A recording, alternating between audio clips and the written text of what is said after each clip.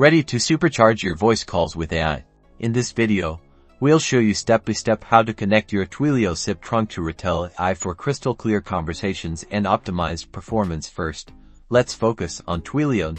Navigate to your Twilio console and select Sip Trunks. Then, go to the Trunk Details section for the trunk you want to use, where you'll find the connection information you will need to create or confirm your Sip Trunk for this process to work correctly.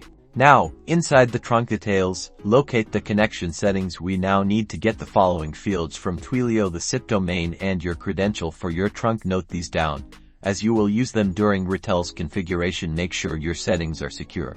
Next, switch to the Retell AI interface. On the left-hand side, find Connections, then click Add Connection. Select Twilio Sip Trunk as the connection type in the fields provided.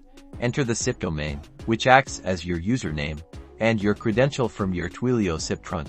Configure your settings for call routing and call behavior. Ensure that the settings correctly point to your Retell AI agent. Review the configuration and click Save. If all goes well, you'll get confirmation within the Retell AI interface. Now, do a quick test call to ensure everything is set up correctly. Make your test call.